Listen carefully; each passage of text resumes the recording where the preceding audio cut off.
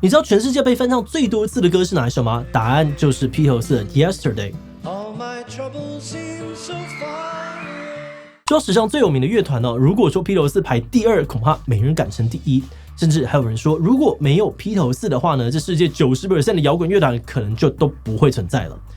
披头士真的有那么传奇吗？今天就让我们一起来聊聊披头士吧。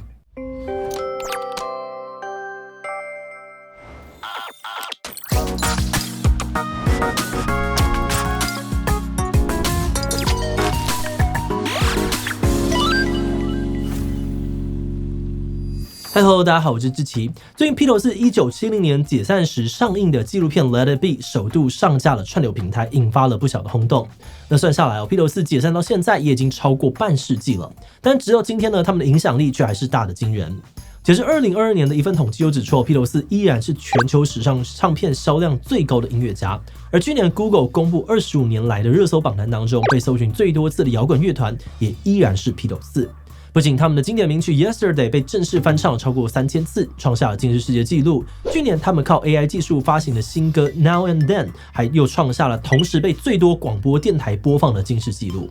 甚至过去被他们拿来拍摄专辑封面，位于郊区的一条平凡斑马线呢，到现在都还是英国的热门景点，总是有一堆的游客跑去模仿他们过马路，还造成了当地的交通乱象。所以披头士当初到底是有多红，又为什么会解散？那他们到现在都还那么有影响力的原因又是什么呢？不过在开始今天讨论之前，先让我们进一段工商服务时间。你知道吗？空气污染不仅是一大过敏源更是一级致癌物。尤其家里坪数大又有毛小孩的话，想要有效率的清净全家空气真的很难。如果你在为没有够强的空气清净机烦恼，就不要错过美国百年品牌 Honeywell 的旗舰空气清净机太空机 X1000。它承继了 Honeywell 的专业技术，有业界最高规格的清净效率，最大使用范围高达了44平。超强力5重过滤系统不仅能够过滤 PM0.3， 更搭载了专利 HiSip 分子筛技术，能够有效的吸附分解甲醛。此外，隐藏式的 UVC 紫外线杀菌灯还能够消灭常见的7大有害病菌，就像在家放一艘精密的太空梭一样。现在嘖上面还有限时限量超早鸟优惠，点击资讯栏了解更多优惠资讯，呼吸清净空气吧。披头士的故事得从1957年的英国利物浦说起。在一场教会活动上面，17岁的约翰·兰农认识了小他2岁的保罗·麦卡尼，然后又透过麦卡尼认识了小他3岁的乔治·哈里森。这3名爱弹吉他的利物浦少年就开始一起玩团，最初的披头士也就这样子诞生了。乐团玩了5年之后呢，他们得到了去德国汉堡红灯区的驻唱机会，开始过着汉堡利物浦两头跑的走唱生活。而就在一次的演出当中，他们遇到了后来被称为是第5位披头士的伯乐艾普斯坦。当时呢，还在唱片行工作的艾普斯坦看见了披头士的潜力，毛遂自荐当经纪人，然后就一手包办了披头士的行程形象还有服装管理，也到处替他们寻找出片的机会。但起初披头士却狂被唱片公司拒绝，直到艾普斯坦找到了一家小厂牌的制作人乔治·马丁。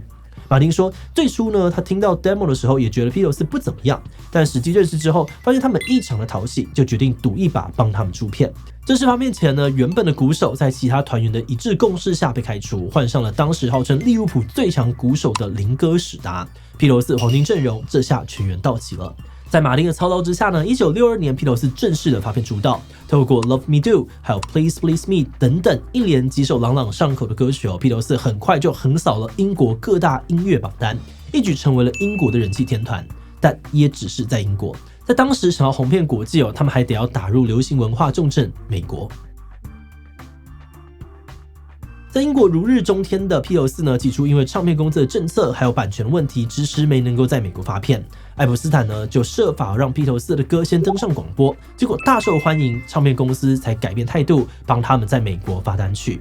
1964年初，披头士更首度登陆美国，上电视节目表演，没有想到缔造了34% 的收视率，估计有超过7300万人，相当于当时美国40%的人口收看。这件事不仅标志着披头士成功的拿下美国，也象征着全球披头热的到来。随后，他们的唱片开始在世界各国畅销，所到之处呢更是万人空巷，不仅从欧美各国一路巡演到日本、香港等等，而且还常常爆满。统计更显示，在1962到1966年之间，他们就举办了超过1400场的演唱会。但披头士的红呢，也不是反映在唱片还有演唱会的销量上，粉丝的疯狂程度更达到了新的境界。媒体甚至创造了 Beatlemania 这个词来形容当时的追星狂热。比如披头士演唱会上面尖叫声往往大到盖过表演，粉丝兴奋到昏倒、尿裤子也时有所闻。个人会试图冲上台，想方设法接近偶像，甚至搞了披头士开唱之前呢，要坐装甲车才能够安全的入场。分析认为披头士之所以能够引发这种史无前例的狂热，除了乐团本身的魅力、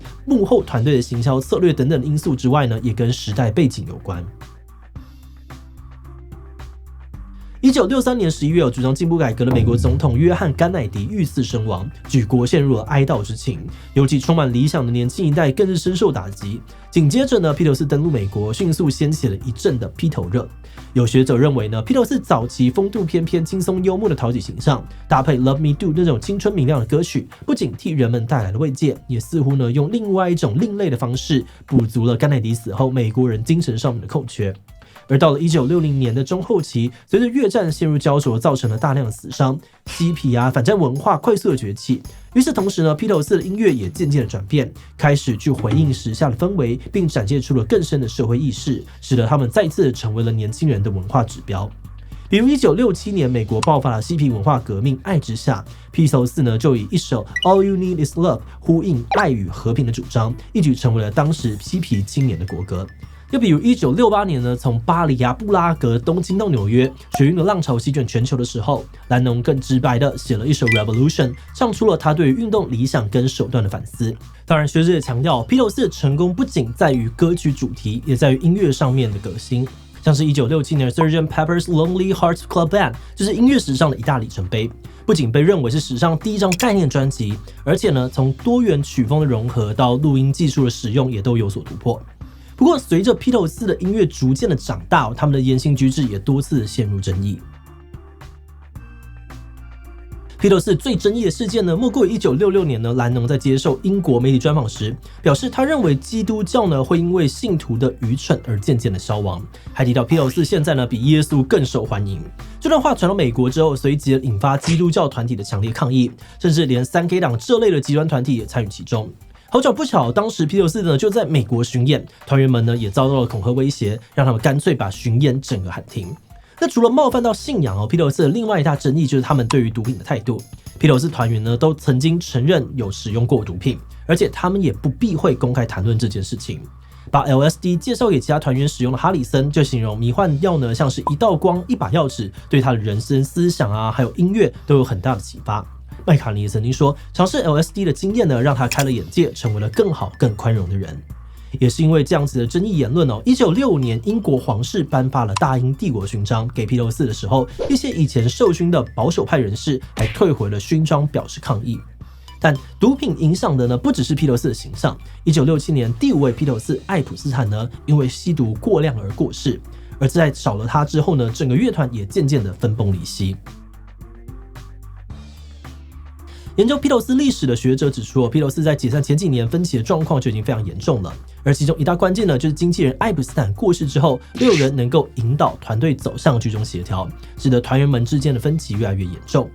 1968年，披头士自行成立了 Apple 唱片公司，但少了艾普斯坦这种受到团员一致信赖又有经验的人呢，公司的人事收入分配就变得相当复杂，甚至因此爆发了法律纠纷。同一年，兰农又因为出轨日本艺术家小野洋子跟妻子离婚，麦卡尼还因为心疼兰农的儿子写了 Hey Jude 来安慰他，所以外界纷纷传言团员们看不惯兰农出轨，对小野也心生芥蒂。后来有更多关于小野的传闻喧嚣尘上，比如说他常常会去这个录音室指手画脚，惹毛其他的团员。但根据麦卡尼的说法呢，小野并不是造成问题的主因，因为早在那之前，披头士就已经走向了分裂。有评论者认为小野可能只是加速了这种分裂，让兰农的音乐风格变得更加的前卫，跟其他人在创作上面有了更大的分歧，也更无心经营团务。不过他们也曾经试图要力挽狂澜麦卡尼就提出了一个叫做 Get Back 的计划，想要借此让大家重修旧好，但事与愿违。这个计划后来呢，反而成为了披头士的最后一集。最初麦卡尼的计划呢是要做一张同名专辑、一场演唱会跟一部纪录片，但或许是计划太过的复杂，反倒引发了团员之间更多的摩擦。这制作人马丁呢就说，录这张专辑时团员的关系降到了最低点，哈里森还气到一度扬言退团，而原本说好的演唱会呢也变成了在 Apple 公司顶楼唱个40分钟就结束，因此专辑还没有录完，计划就被搁置了。团员们决定呢把 Get Back 的不愉快摆在一旁，先去制作 Abbey Road 这张专辑。但是呢，在1969年的8月，录完专辑最后一首歌 The End 之后呢，蓝农就对内宣布他要退出披头士了。而在唱片公司的要求之下，这件事情没有马上对外公开。Get Back 专辑则在蓝农的推力之下完成了收尾工作。只有4人各分东西，披头士也名存实亡了。而到了1970年初，麦卡尼呢因为不想要再隐瞒这一切，公开宣布退出披头士，引发轩然大波。在沸沸扬扬的舆论当中，原本的 Get Back 专辑很快就被重新命名为 Let It Be， 跟同名纪录片一起发行上市，而这也是披头士的最后一张专辑了。正式解散之后呢，4个人虽然都继续创作音乐也时不时呢会跟前队友合作，但却再也没有4人合体过了。1980年，蓝农被狂粉杀害身亡，披头士合体的希望更是彻底的破灭。不过披头士的故事却没有就此画下句点。从发片出道到解散披头士虽然只活跃了不到10年，但他们的影响力却非常的巨大跟持久。甚至有评论认为呢，披头士是现代摇滚乐团的原型，而没有披头士呢，这世界上面大概有 90% 的乐团恐怕都不会存在。分析进一步的表示呢，披头士在60年代的轰动，引发了全球出现摇滚组团的风潮，从英美欧洲到日本等地呢，就都出现了乐团暴增的状况，就连还在戒严的台湾也出现了一小波的组团潮。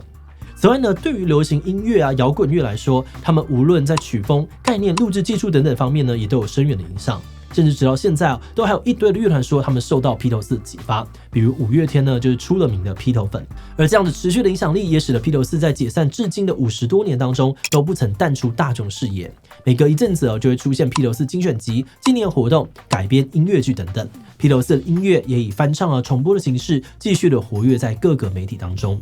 那在今年的科技进步之下呢，他们更开始以各种方式重生。像是去年底发行的全新单曲 Now and Then， 就是靠着 AI 技术还原蓝农的声音。而当初因为法律纠纷，连 DVD 都没有发行的1970年纪录片 Let It Be， 也透过数位修复，在最近呢上架串流，让歌迷们能够一睹披头士解散前的最后时光。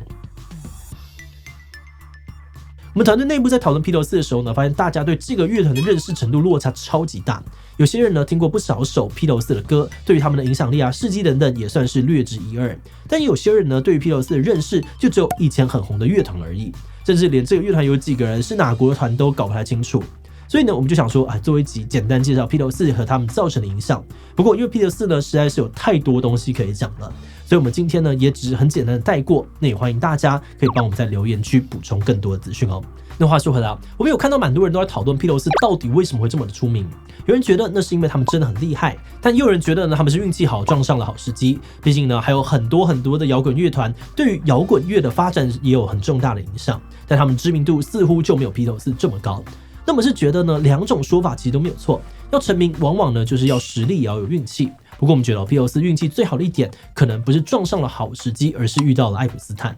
不只是捧红他们呢，更在披头士成名之后呢，维持团队的和谐，也继续的出点子想计划，等于是披头士的心脏兼大脑了。那如果把这个爱普斯坦当作是第5位披头士的话呢，他这样的眼光、待人接物的能力，比起麦卡尼的这个谱曲能力或者哈里森的吉他技巧等等，也绝对是有过之而无不及的超强实力吧。好的，那最后呢，也想来问大家，你对于披头士的印象是什么呢？真正传奇无论在什么时代听，好像都不会过气。B， 其实不太熟感觉更像是某种经典乐团的代名词。自己觉得没有特别厉害或好听，会那么红，可能只是时势造英雄吧。给其他留言分享你的想法吧。最后，如果你喜欢今天的影片，欢迎分享出去，让更多人知道披头士的故事。此外呢，也可以点击这个地方看台湾音乐产业以及台语歌的介绍。那么今天的这一期就到这边告一段落，我们就明晚再见喽。